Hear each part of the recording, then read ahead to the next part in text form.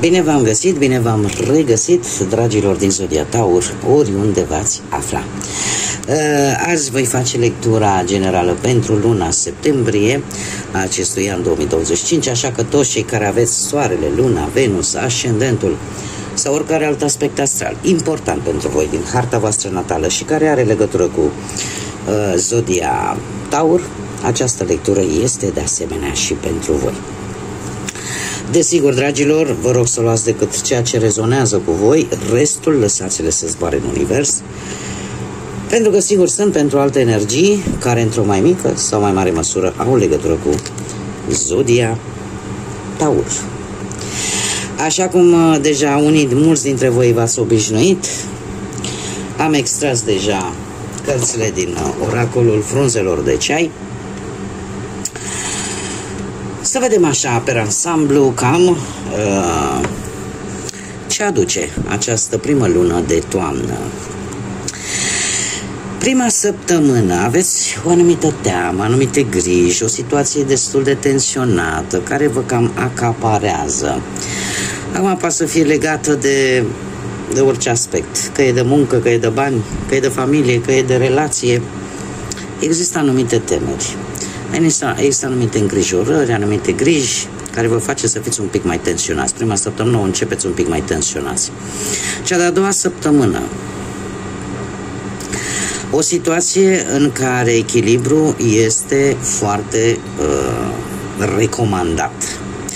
O situație care cere o îndemânare destul de bună, adică să faceți lucrurile fără să vă grăbiți, în așa fel încât să fie cât mai echilibrate posibil. Da? Balanța este cerută. Echilibru este cerut. Din a treia săptămână apare vântul schimbării, în care în sfârșit cumva lucrurile astea se cam ameliorează, se atenuează și apare așa un sentiment de liniște, de armonie, de pace. Și bineînțeles veți încheia această lună septembrie cu o poveste de dragoste interesantă, cu o celebrare, cu o petrecere, cu ceva ce vă va face plăcere. Deci, așa ca și concluzie, e cam jumătate-jumătate. Prima jumătate e un pic mai tensionată, eu zic că nu este ceva extraordinar, zic eu, de negativ, dar sunt anumite tensiuni aici unde voi trebuie să fiți foarte echilibrați în gândire, în acțiune, în tot ce faceți, dar cea de-a doua jumătate este una chiar faină, chiar frumoasă pentru voi, da? În care lucrurile se pun fiecare, așa, se pun fiecare la locul lor. Haideți să vedem. Care este energia cu care intrați voi în această lună de toamnă, în această lună septembrie? Energia, dragilor mei, din Taur sau cu conexiuni importante cu această zodie. La fel îmi ies foarte multe cărți, mai încerc o dată. Care este energia, dragilor mei, din Taur?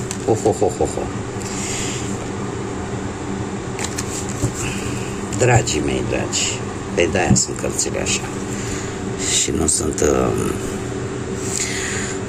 Energia voastră este una în care simțiți că ceva s-a rupt, simțiți că ceva nu mai poate fi reparat, simțiți că orică e ceva în interiorul vostru, anumite sentimente, anumite lucruri care, cel puțin în acest moment, considerați voi că nu se mai pot repara, că e ceva distrus. Dar vom vedea.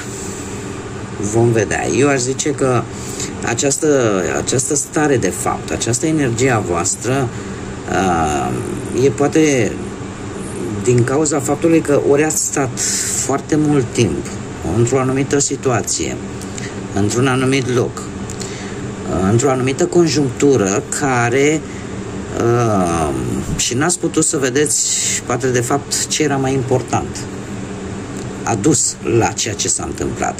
Acum eu vă spun un lucru, înainte să pun cărțile de tarot. Nu întotdeauna ceea ce se distruge în viețile noastre e atât de negativ pe cât pare. Unele lucruri trebuie distruse tocmai pentru a ne proteja. Altele, chiar dacă cauzează suferință, cauzează durere,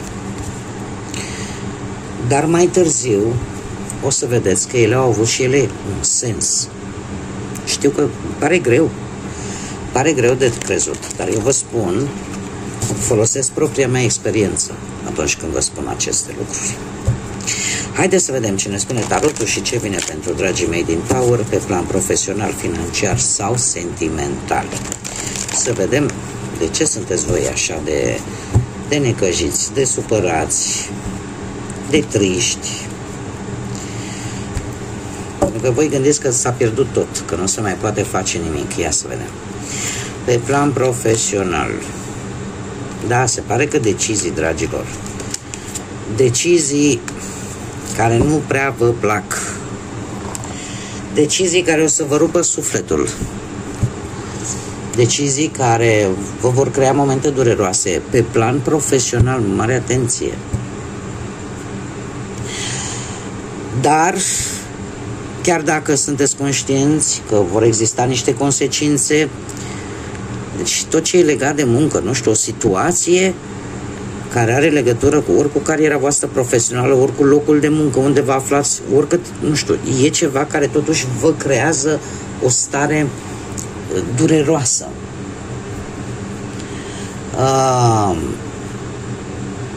Dar, așa cum bine v-am spus, până să pun cărțile, va duce la închiderea unui capitol. Nu știu, orică vi se termină un contract în care a stat mulți ani. Mulți dintre voi se pregătesc poate să iasă la pensie, de ce nu? Și atunci, după atât de multă vreme, în sfârșit, ajungeți în faza în care, domnule, trebuie să iau decizia asta. Da? E adevărat, e o opțiune unde dificultatea de a alege pică pe voi. Dar va trebui să o luați și o veți lua. Chiar dacă vă va aduce durere, că poate să fie un loc de muncă în care voi ați lucrat foarte mulți ani și va trebui să renunțați la el, poate să fie și asta. Că poate să fie un loc de muncă unde a dispărut încrederea între colegi, cu șeful, cu șefa, da? Sau cu asociatul și ești nevoit să renunți. Și asta creează, de asemenea, această stare dureroasă emoțional. Dar ele sunt necesare, dragilor. Ele sunt necesare pentru că lumea ne vorbește de finalizări, de etape, de capitole din viața noastră. Este ceva ce trebuie încheiat sí o sí, cum spun spaniolii, da? Adică da sau da, trebuie încheiat. Și se va încheia până la sfârșitul lui septembrie. Mergem mai departe. Partea banilor, dragii mei din Taur, partea banilor.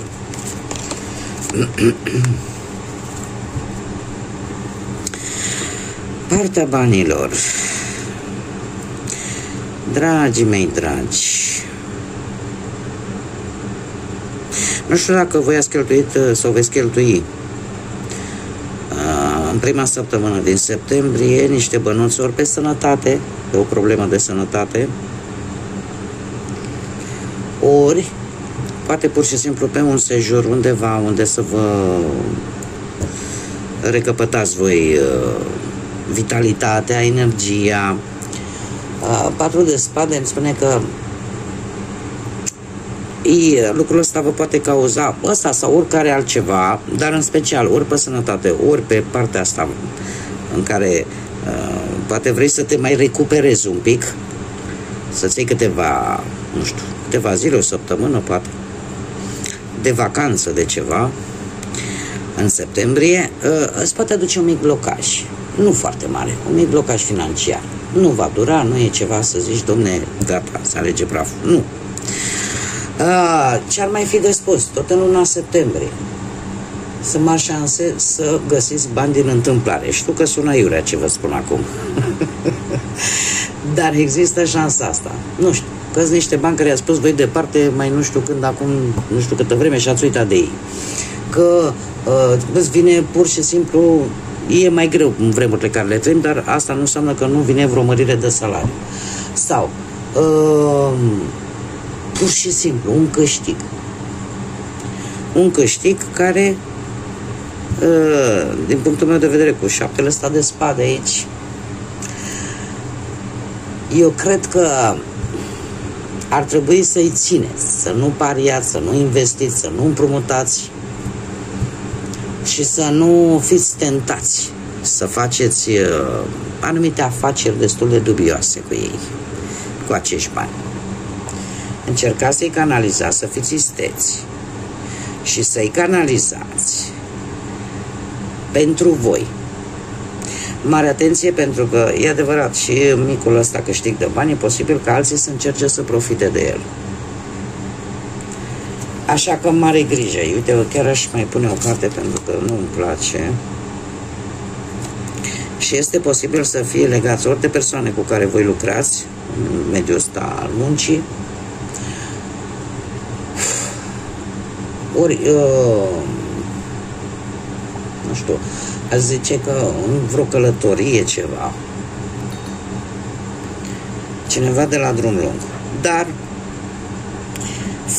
încercați să fiți voi, să fiți cinstiți, să vă păstrați integritatea, nu cădeți în plasa altora care vă promit, lasă că ți dau eu după, sau lasă că ți dau eu știu eu când.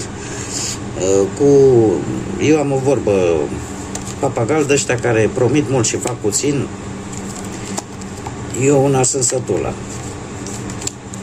Deci mare grijă cu acest lucru pe partea banilor, pentru că voi nu veți duce lipsă de bani, doar că spre sfârșitul lui septembrie apar aici niște mici tentații nu prea bune pentru voi. Mare grijă cu aceste tentații. Pe plan sentimental, cei care sunteți deja într-o relație, avem zodia Capricorn, avem aici sunteți voi, zodia Taur.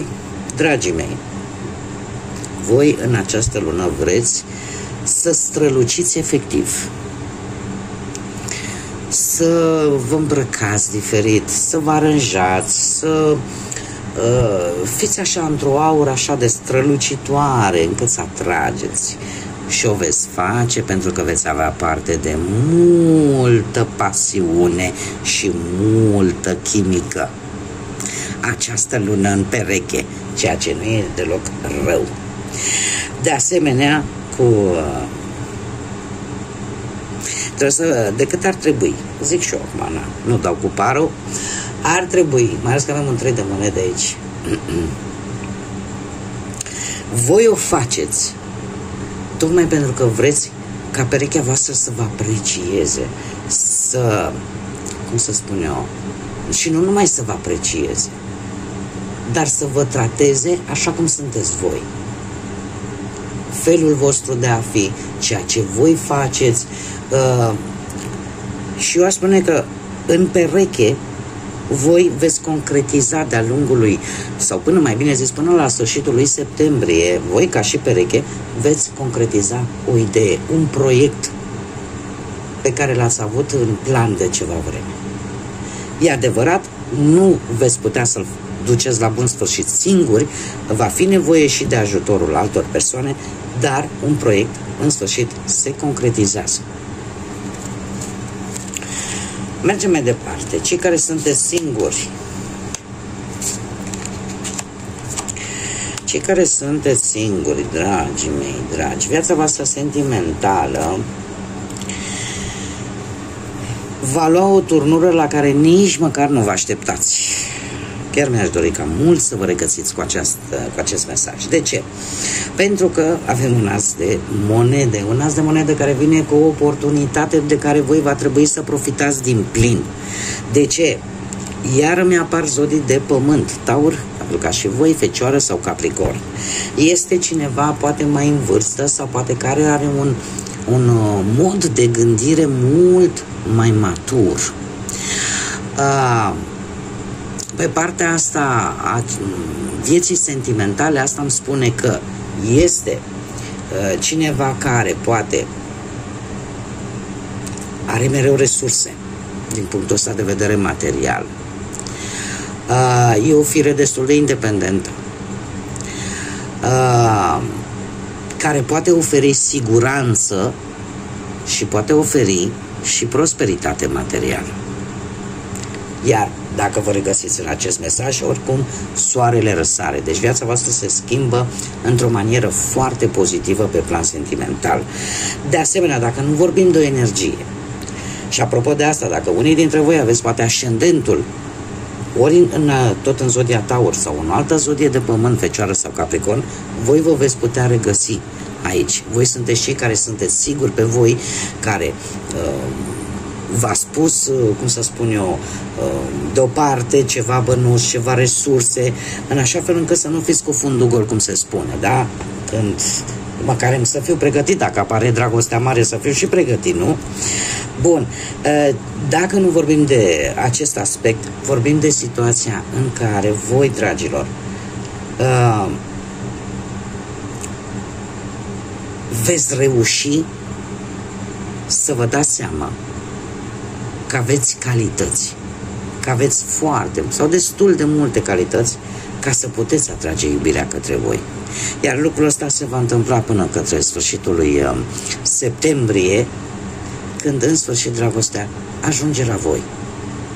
Știți cum e, că mai bine mai târziu decât niciodată. Soarele, avem și zodia Leu, Soarele îmi spune că vei găsi iubirea până la sfârșitul lui septembrie. Fără doar și poate. Haideți să vedem acum inițiale. Inițiale de nume, prenume, de pseudonim sau porecle de persoane importante cu care voi veți colabora, interacționa de-a lungul lui septembrie. Și avem litera G de la George, litera U, litera B. Haideți să vedem. Am aici, cred că e o carte întoarsă. Nu. Mai departe, haideți să vedem. Litera Q, litera Z, litera D, litera E și litera Y. Ca și zodii. Ca și zodia spune că predomină zodiile de aer, Gemeni, Balanță, Vărsător. Zodii de apă, Rac, Pești, Scorpion și desigur mai puțin, dar nu deloc, zodiile de pământ, la fel ca și voi, Taur, Fecioară, Capricorn, și am aici și mai puțin zodiile de foc, Berbec, Leu, Săgetător. Eu aș zice că e cam tot zodiacul, dar cu predilecție zodiile de aer, Gemeni, Balanță, Vărsător și zodiile de apă, Rac, Pești, Scorpion. Haideți să vedem care este surpriza lunii septembrie pentru voi, dragii mei din Taur. Care este surpriza lunii septembrie pentru dragii mei din Taur? Și avem numărul 7. Numărul 7 care poate să simbolizeze poate data de 7 septembrie. Dar se vor schimba circumstanțele în 7 zile de când voi vedeți acest lucru sau în 7 săptămâni. Anumite circumstanțe, anumite situații se vor schimba și vor determina poate o finalizare a ceva, a unei probleme, a unei situații, da? Dar circumstanțele voastre se vor schimba. Și voi veți vedea mult mai clar, mai ales că avem și numărul 7, va trebui să dați dovadă de multă înțelepciune, de multă introspecție, de multă inteligență și să evaluați foarte profund respectiva situație. De asemenea, și simțul vostru de observație va fi unul în creștere. Cum de asemenea poate exista aici și un sprijin divin, spiritual, o binecuvântare de care veți avea parte. Mergem mai departe. Haideți să vedem care este mesajul Universului pentru voi, dragii mei, din Taur.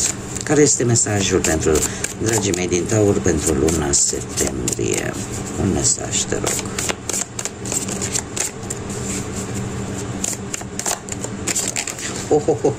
Ce-au fugit. Și avem chiar două. Păi nu ne lăsăm noi pe amândouă, că prea s-au dus săgeata așa. Ia să vedem. Dragii mei dragi, dragii mei dragi, deci primul mesaj pe care îl avem aici spune în felul următor: nu pierde partea adevărului. Știți cum e că într-o situație, o mică paranteză ca să explic, fiecare deține adevărul absolut, fiecare deține propriul său adevăr. Și aici spune așa: nu pierde partea unui adevăr. Tu ai venit aici ca să crești și să te dezvolți. Așa că de multe ori este necesar să treci prin experiențe mai dificile sau prin timpuri mai dificile, pentru că asta de fapt te va ajuta să crești cel mai mult. Există întotdeauna lumină la capătul celui mai întunecat tunel. Este de fapt un îndemn de a nu ceda, de a nu te lăsa. Și așa este, să știți, cât de greu pare, dar de multe ori pe noi ne dezvoltă ca și caractere și ca și mod de gândire și ne transformă, nu lucrurile bune, culmea, timpurile alea dificile și complicate.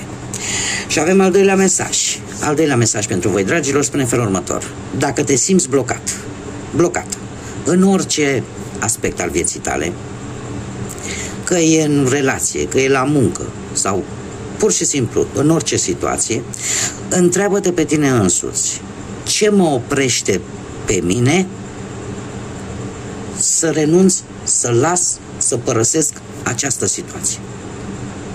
Știu. Deci este un mesaj, eu vi-l traduc exact cum apare aici. Da, a lăsa în urmă este de multe ori, îți dă teamă, îți dă frică, dar câteodată este cel mai bun pas de făcut. Așa că fiți curajoși, pentru că ești de partea dreaptă. Noi suntem de fapt pe partea dreaptă a voastră. Când spune noi, este de fapt, mereu vă spun, universul poate să fie interpretat de multă lume. Eu îl văd ca pe o divinitate, ca pe îngeri, ca pe sfinți, ca pe Dumnezeu. Alții îl pot vedea pur și simplu ca o energie cosmică. Da? Eu nu pot să vă zic acum în ce să credeți și în ce să nu credeți. Dar acest mesaj vine cu o direcție. Da? Deci noi fiți curajoși, pentru că noi suntem pe partea dreaptă lângă voi. Așa că cu asta eu cred că s-a spus totul. Bun, dragilor, cam atât am avut pentru voi pentru această lună septembrie. Mulțumesc din suflet tuturor celor care de fiecare dată sunteți aici alături de mine și dați mesaje și like-uri și distribuiți, și în felul ăsta mă ajutați tare mult ca acest canal să se dezvolte și mai mult, să fim cât mai mulți, cât mai multe flori de lotus. Luna lui septembrie, eu vă doresc să fie o lună a realizărilor, în primul rând, a speranțelor și a curajului. A curajului, că indiferent cât de grea e viața, la un moment dat tot găsim o portiță ca să ieșim din greutăți. Doar că nu trebuie să ne lăsăm. Așa că, dragilor, până data viitoare, numai bine, multă energie pozitivă și, ca de obicei, să fiți iubiți!